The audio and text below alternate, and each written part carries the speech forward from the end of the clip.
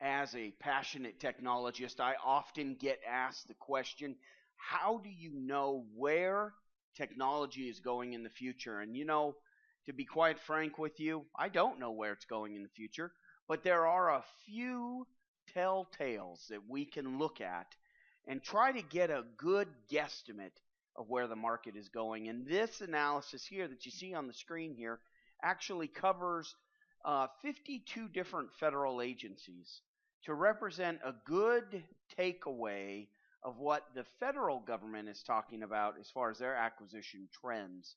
And you'll see some interesting things as I go down through here. Now, the concept is pretty easy, and I wanted to share with everyone that's listening to this video how I do the analysis so that you can do it yourself and try to figure out for yourself what you think reality is and where the market is going. Essentially, what I do is I read through all of their strategic plans, OMB 300s, any strategic plan that an agency may publish, any stakeholders, public comments that they may do, or presentations, all of that I read through and essentially group all of that data, thousands of pages, group all of that data into about 25 to 30 key technologies. And so as I read through, I can say, oh, okay, this is talking about cloud technology. Oh, this is talking about thin computing and mobility. Basically, data analytics is what I do on this information. And then I group all the strategic plans, and then I compare all of the RFIs and RFQs to what they're saying, to what they're actually buying, and see where it's different to help me understand, one, as a communicator, so that I can communicate the right things to federal decision makers, and two, to make sure that we're leading the organization in a direction where the organization can take advantage of the information and make business decisions. So let's look through some of the analysis and see if it works. So let's start at the top there. These are some of the primary areas that I look at. In this analysis, application modernization, cloud, email as a service, security, high availability, help desk, VDI, thin computing, and operational managed services. So let's just start at the top there with application modernization. Interesting trend here. The blue line, by the way, represents what the agency strategic stakeholders are saying about the technology, and the red indicates what's actually being acquired. And this goes for the year of 2014 as far as the RFIs and RFQs, but the strategic plans often span multiple years, like 2012 to 2015. So strategically, leadership is talking more about application modernization than they're purchasing. And think about it, application modernization requires a lot of very technical things to occur before it becomes a reality. And so we can talk about it as stakeholders, but sometimes execution of it may be a little bit delayed. And you see that lag here. Let's look at the second one there, cloud.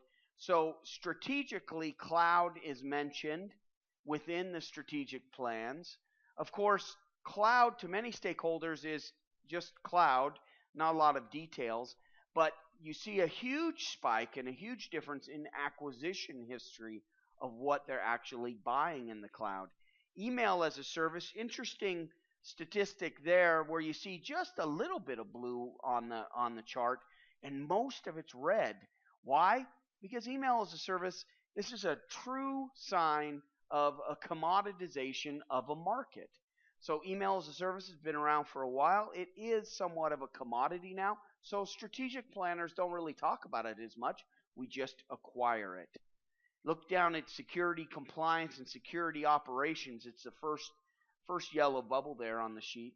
Interesting enough, security compliance is, the red line is longer, right? The RFQ activity is longer in compliance type of things like FedRAMP, FISMA, DICAP, ICD. They're acquiring these things and requiring them in RFQs and RFIs, yet the blue line represents what the strategic stakeholders are saying about these type of compliance certifications and authorizations. Now, this is a great example of the strength of this analysis because the stakeholders don't get into that level of detail that's required in acquisition. So they're talking about compliance, absolutely important to the stakeholders, but the actual acquisition takes it to a whole nother level. And you see the flip under security operations. Security operations really groups phrases and words that you would talk about in a high level plan, in a 50,000 foot strategic plan, and kind of those buzzwords. And so you see a higher blue line because that's what a strategic planner would talk about. But when they actually buy it, it's really security compliance that they're buying. So interesting statistic there. High availability, that's talked about a lot, but when it comes to acquisition, high availability is assumed. It's going to be in cloud. It's going to be in these other services that you're acquiring. So you don't see a lot of activity in acquisition, but a lot in discussions about that acquisition. Interesting here, VDI and mobility.